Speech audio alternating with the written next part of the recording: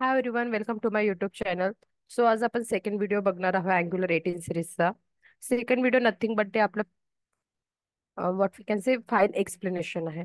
Now you can see here multiple files आहे Angular मध्ये, correct. So प्रत्येक फाईलचा यूज काय आहे ते आज आपण बघू. किंवा प्रिव्हियसली व्हिडिओमध्ये मी थोडंफार सांगितलंय, बट आज आपण इच अँड एव्हरी फाईलचा यूज काय ते बघू.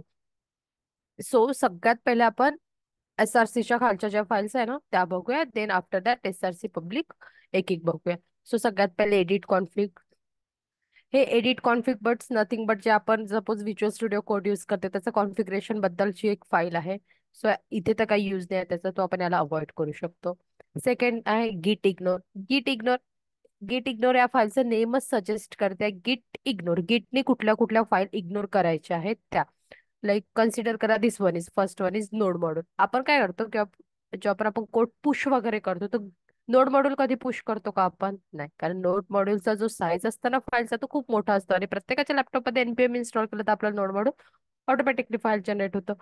So no need to install that file, push that file. So ते नोड मॉड्यूल, आता हे फोल्डर आहे त्यामुळे स्लॅश नोड मॉड्यूलचं फोल्डर पुश करायची गरज नाही. आणि जे फाईल्स आहे ते विदाउट स्लॅश आहे आणि ज्या फोल्डर आहे विथ स्लॅश आहे, correct. So node module install करायची गरज नाही. त्यांनी या फाईल काय करतं, पुश करायची गरज नाही. तर ज्या फाईल आपल्याला पुश नाही करायच्या त्या फाईलची रजिस्ट्री आपल्याला गिट इग्नोर मध्ये करावं लागतं. Okay. Then we have one another file is Angular dot JSON. Angular dot JSON काय म्हणते, one of the most important file आहे, करेक्ट. कारण ते पूर्ण अँग्युलर रिप्रेझेंटच त्यामध्ये होते त्यावर.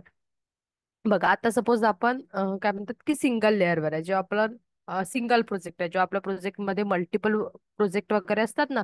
सो त्यामध्ये असे सेक्शन करतात. सपोज हा एक प्रोजेक्ट आहे, प्रोजेक्टमध्ये पहिला प्रोजेक्ट, मग त्याच्या आतमध्ये मायक्रो फ्रंट एंड, कुणी ऐकलं असेल मायक्रो फ्रंट एंड काय असतं. त्याच्या आतमध्ये सेकंड प्रोजेक्ट, थर्ड प्रोजेक्ट, जितके पण एका प्रोजेक्टमध्ये 7-8 प्रोजेक्ट असेल ना, तर अंडर दी प्रोजेक्ट आपल्याला या ऑब्जेक्ट फॉर्मॅटमध्ये आपल्याला प्रत्येक प्रोजेक्टची एंट्री द्यावं लागतं मायक्रो फ्रंट एंड मध्ये. So angular dot Jason file आपल्याला माहित असणं आवश्यक आहे. सो प्रोजेक्ट टाईप ऑब्व्हियसली आपली एक अप्लिकेशन आहे. So project application, output path, then index. Index म्हणजे आपलं, मी म्हटलं सांगितलं होतं प्रिव्हियस व्हिडिओमध्ये की अँग्युलर काय एक nothing but the single page application आहे आपली, करेक्ट. तो आपला सगळा सिंगल पेज अप्लिकेशनचा जो पण कंटेंट आहे तो कशात असतो, index.html मध्ये. Then browser, main.ts. main.ts file काय आहे, जे सगळ्यात पहिले बूस्ट होते ते. Then पॉलिफिल, assets. असेट्स असतं आपल्याकडे एक असेट्सचं फोल्डर असतं, correct. Where it is asset folder, may be Angular इथनं रिलीज, अँग्युलर 17 अगोदर पर्यंत ना असेट्सचं एक फोल्डर पण असायचा. SRC नंतर ते असायचं. असेट्स मध्ये आपण आपले सगळे असेट्स ऍड करतो, like what we can say files. जेसनच्या फाईल असेल त्या hard coded JSON file, then images वगैरे, देन स्टाईल. आफ्टर दॅट आपण यामध्ये ना आपल्याला मिनिमम एरर किती ठेवायची आहे, मॅक्सिमम वॉर्निंग किती शोकेस करायची आहे, बिल्ड साईज किती द्यायचा आहे, प्रोजेक्ट रन करतो त्याची साईज किती द्यायची, हे सगळं आपण अँग्युलर डॉट जेसन मध्ये देऊ शकतो. देन प्रोजेक्ट स्टार्ट करतो आपण. Then development, correct. प्रोजेक्टची बिल्ड कशी काढतं त्या सगळ्या गोष्टीची एंट्री असतो आपल्या अँग्युलर डॉट जेसन मध्ये. सपोज आपण बुटस्ट्रॅप इन्स्टॉल केलं, प्राइम एनजी इन्स्टॉल केलं, एखादी थर्ड पार्टी लायब्ररी इन्स्टॉल केली, तर त्याची CSS ची एंट्री वगैरे आपल्याला अँग्युलर डॉट जेसन मध्येच द्यावं लागतं. Then another one file is the package dot JSON. Okay. So package dot JSON काय असतं की आपलं हे नेम मध्ये प्रोजेक्टचं नाव, करेक्ट. डेमो 18 हे आपलं प्रोजेक्टचं नाव आहे, तर नेम मध्ये प्रोजेक्टचं नाव. व्हर्जन म्हणजे आता आपण इथे व्हर्जन अपडेट पण करू शकतो. आता आपला फर्स्ट 0 व्हर्जन आहे म्हणून ते 0. मग NG कमांड स्टार्ट करायसाठी NG सर्व, बिल्ड करायसाठी NG build. Okay. Then this is the दोन मेन सेक्शन असते यामध्ये पॅकेज डॉट जेसन मध्ये, डिपेंडन्सी आणि डेव डिपेंडन्सी. एक इंटरव्ह्यू क्वेश्चन पण असतं की what is the difference between dependencies and the dev dependency. So dependency ही फाईल आपल्याला तेव्हा पण लागतो जेव्हा बिल्ड केल्यानंतर सुद्धा, आणि एक फाईल असं असतं जेव्हा बिल्ड केल्यानंतर त्याची गरज नाही राहत. ओके. सो हे डिपेंडन्सी आणि डेव डिपेंडन्सी असतं.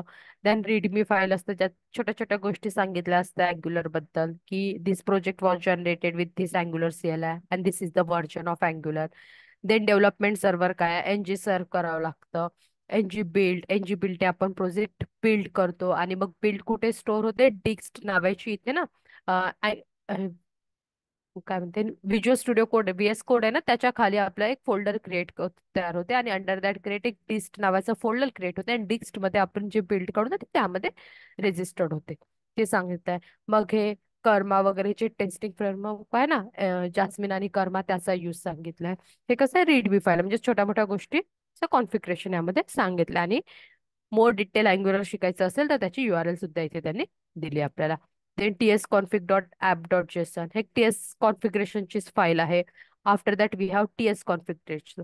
आता तुम्ही बघू शकता की अँग्युलर, मोस्ट ऑफ दी लोक अँग्युलर जे यूज करतात ना ते टाईपस्क्रिप्ट लँग्वेज सोबतच यूज करतात.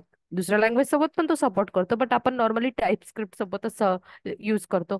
सो जे पण टाईपस्क्रिप्ट स्पेसिफिक कॉन्फिगरेशन करायचे आहे टाईपस्क्रिप्ट बद्दल, ते कुठे करतो आपण, TS config.json या फाईलमध्ये करतो. सपोज आपल्याला नल व्हेरिएबल कसा डिक्लेअर करायचा आहे, स्पेस हवा की नाही, त्या सगळ्या गोष्टी जे आपले स्टँडर्ड रूल वगैरे आहे ना, ते आपण इथे TS कॉन्फिग मध्ये ट्रू आणि फॉल्स करून देऊ शकतो. सो हे झालं आपलं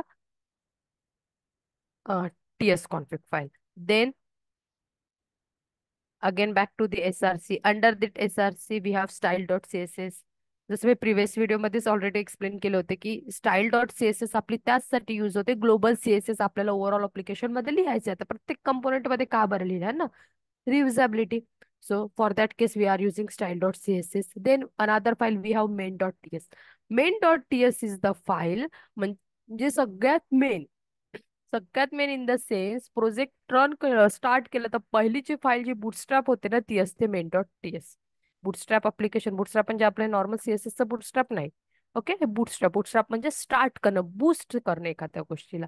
so this is the boost. हा बूस्ट कशाला करतो, आपल्या ऍप कंपोनंटला. आणि इथे बघा ऍप कंपोनंटची रेजिस्ट्री दिली आहे under the app folder app component, correct. आणि ऍप कॉन्फिग से बूटस्ट्रॅप करतो, सगळ्यात मेन फाईल आहे. Then we have index.html. Okay, so after that index.html.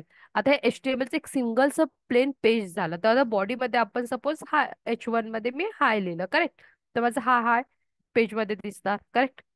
So हा झाला आपला single index.html page. Under the body आपण जे पण लिहिणार ते आपल्याला आपल्या पेजवर इथे दिसतं, करेक्ट. सो इथे आपण रेजिस्टर्ड कुणाला केलाय सध्या तरी, ऍप रूटला, म्हणजे ऍप कंपोनंटच्या सिलेक्टरला. हे बघा इथे लिंक दाखवली आहे मी, फेविकॉन आयकॉन. हे बघा इथे फेविकॉन आयकॉन दिसते आपल्याला. आफ्टर दॅट टायटल, टायटल दिलाय डेमो 18. आता मी सपोज इथे फक्त डेमो अँग्युलर केलं तर माझं टायटल ऑब्व्हियसली चेंज व्हायलाच पाहिजे, demo angular, correct. So nothing but he index.html file, हे सांगते मी तुम्हाला. हे झालं टायटल. देन लिंक, आपण फेमिकॉन आयकॉनची लिंक आणि आपली बॉडी, जी बॉडी दिली आपण ती.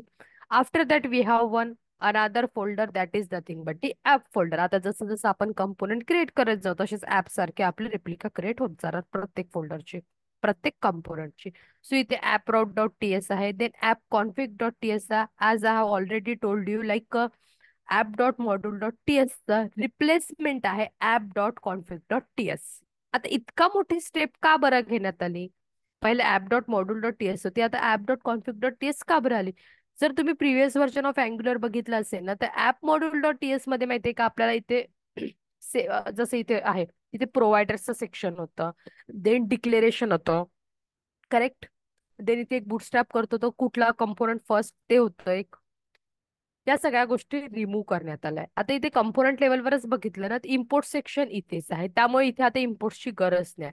पहिले इथेच आपण इम्पोर्ट्स, जसं प्रोव्हायडर्स आहेत तसं इथे इम्पोर्ट्स टाकायचं, डिक्लेरेशन टाकायचं. डिक्लेरेशन इन द सेन्स आपण कंपोनंटला इथे रेजिस्टर्ड करत होतो. Imports in the sense, imports मध्ये आपण सगळ्या गोष्टी इम्पोर्ट करतो. त्याला एक सपोज मला reactive module, reactive form use करायचं असेल तर मला forms module, reactive forms module add करावं लागेल. HTTP क्लायंट मॉड्यूल ऍड करावं लागत होतं, रिमेंबर. सो या सगळ्या गोष्टी इथे करायची गरज नाहीये. जर करायच्या असेल तर कंपोनंट लेवलवर जा, कंपोनंट मध्ये इम्पोर्ट सेक्शन आहे, इम्पोर्ट्स मध्ये ऍड करा. सपोज मला इथे HTTP क्लायंट मॉड्यूल हवाय, तो सिम्पल मी इथे जाणार, HTTP क्लायंट मॉड्यूल लिहिणार आणि त्याला इम्पोर्ट करून देणार. Got it. सो ते स्टँड अलोन, आता ते नंतर बघूया आपण. हे ऍप config.ts चा यूज झाला आपल्या फाईलचा. आपलं हे कंपोनंट नॉर्मल जे अँग्युलरचं कंपोनंट होतं तेच, लाईक सिलेक्टर. सिलेक्टर म्हणजे कंपोनंटचं unique name. Then stand alone, हा कंपोनंट स्टँड अलोन आहे, याची कुठल्याही कंपोनंटची डिपेंडन्सी नाही. फॉल्स असेल तर हा it will be dependent to another component, but now it's a standard. Imports काय काय हवं त्याला ते इथे इम्पोर्ट्स करू शकते इन द फॉर्म ऑफ अरे, कारण की मल्टिपल गोष्टी राहणार ना, त्यामुळे ते अरे आहे. Then template URL. Template URL पण देऊ शकतो किंवा टेम्पलेट पण देऊ शकतो. स्टाईल युआरएल, स्टाईल बघा, कधी पण कंपोनंट विचारलं ना तर नेसेसरी नाहीये की कंपोनंट म्हणजे 4 फाईल राहणारच. ही गोष्ट नेहमी डोक्यात ठेवायची. कंपोनंट म्हणजे 4 फाईल राहणारच गॅरंटी नाही. एक सिंगल टीएस फाईल सुद्धा नथिंग बट कंपोनंट असू शकतं. मग आता तुम्ही म्हणाल की याच्यात मग मला एचटीएमएल लिहायचं तर कसं लिहिणार? So instead of writing here template URL we can directly write here template. हे बघा ऑप्शनच दिला, टेम्पलेट और template URL. So I am writing here template. So इथे अंडर द टेम्पलेट मला जे डिव टॅग लिहायचे आहे, H1 टॅग लिहायचा आहे, हाय हॅलो जे पण प्रिंट करायचं आहे, 2-3च लाईनचा कोड असेल तर अंडर द टेम्पलेट पण प्रिंट करू शकतं. Same for style also. Here there are 3 option now. Style, style URL, style URLs. आता इथे युआरएल एस म्हणजे काय होतं, अरे फॉर्मॅट मध्ये राहील. बघा म्हटलं ना अरे, अरे फॉर्म मध्ये मल्टिपल सीएसएस, मल्टिपल फाईल्सच्या सीएसएस अपलोड इथे करू शकणार आपण. हे झालं. हे आपण जसं पुढे जाऊ ना कंपोनंट बघू ना, त्यामध्ये या सगळ्या गोष्टी व्यवस्थित इन डिप्थ विथ प्रॅक्टिकल बघूया. सो हे झालं तुमचं एक सिम्पलचं overview of file structure. App routes, आता राउटिंग साठी जे आपण बघणार आहोत ते सगळे इथे राउट्स रेजिस्टर्ड करू. Then another one is public, जो आपण फॅमिकॉन आयकॉन बघितला तो यातच येतं. नोड मॉड्यूल, जितके पण आपण मॉड्यूल इन्स्टॉल करतो पॅकेज डॉट जेसन मध्ये, ज्या पण फाईल्सची एंट्री आहे ते सगळे मॉड्यूल आपले node module dot TS, sorry node module या फोल्डर मध्ये इन्स्टॉल असतात नेहमीच. Got it? सो ते असतात नोड मॉड्यूल डॉट टीएस मध्ये. हे झालं. सो हा नथिंग बट एक ओव्हरऑल आपला फाईल स्ट्रक्चर होतं प्रोसेस. ठीक आहे. सो आपण नेक्स्ट व्हिडिओमध्ये बघूया की व्हॉट इज कंपोनंट, कंपोनंट कसे क्रिएट करतात.